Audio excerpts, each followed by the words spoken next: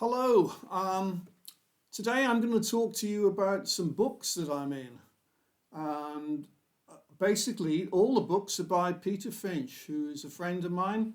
Peter is a poet, he's an author, and he's a psychogeographer.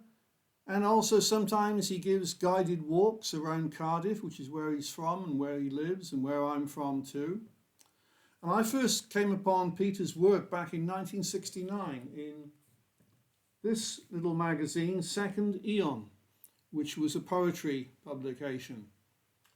And at that time, Peter was doing experimental poetry, but he does, ordinary poetry as well, and he writes prose books, and he does a lot of stuff. And moving forward quite a way to 2002, I was actually Peter's guide for Real Cardiff, the first issue of Real Cardiff. There was a series of real books. And this is Real Cardiff. And I was living in Ely at the time. I am the Bard of Ely. And Peter wanted me to help show him around the estate, and which I gladly did. Peter mentions my bald pate and my Allen Ginsberg hair. And we went to my house, which he also mentions, and he talks about how Chris Stone, wrote about my book, wrote about my house rather, as well. And we went to what used to be the Dusty Forge pub, and it was no longer this. I can't remember exactly what they were calling it at the time we went there. But anyway, we went there and we met another Peter. And the other Peter that we met very kindly said that he would drive us all around the Ely estate, which we did. So we had a car-driven trip around the Ely estate. And we went to St Mary's Church, which is on a hill fort in Cara, which is a really interesting place because you wouldn't expect to find a hill fort like right next to a council estate, but it's there. And we went there, and so that was Real Cardiff, which I'll just show you again. And then moving forward again, I was very pleasantly surprised to find that Peter had included me in this book, Edging the City, and Walking Cardiff. Walking Cardiff, as you can see, was co-written with John Briggs. John Briggs was taking photos while they were out walking. These books are absolutely fascinating. The one thing I'd like to tell you about Peter, I said like he's a psychogeographer. He explores the places that he knows and that he goes to.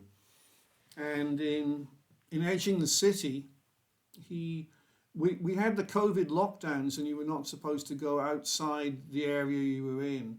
So Peter thought, okay, well, I will walk within the borders of Cardiff, which is what he did. And in all of his books, he takes you to the places that are not kind of recommended in tourist guides, So you explore the city, and Peter will take you to industrial areas, he will take you to housing estates, he will take you to ancient sites and hill forts, and he will explore where rivers used to run.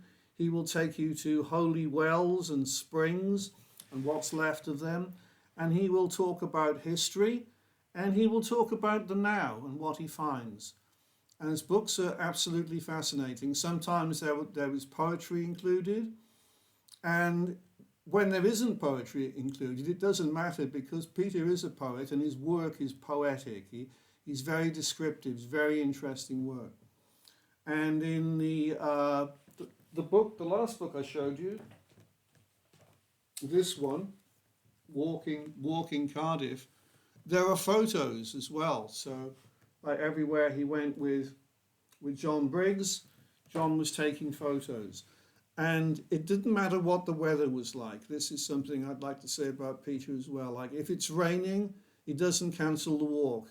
He goes on the walk. If it's cold, that doesn't matter. He goes on the walk. If where he's walking is very muddy and difficult to walk through, it doesn't matter. He still does the walk. And sometimes he meets locals and he talks to the locals. So you get, some what the local people have got to say about where they live and what they think. And so you get an all-round interesting description of Cardiff and the borders of Cardiff. And the books are fascinating. And like I've read them again, and I'm recommending them to you, not just because I'm in them, but because they're actually really interesting books. And I say that as somebody that came from Cardiff. And so I'll leave it there, and I'll just tell you that, like, if you want to find Peter online, he's very easy to find.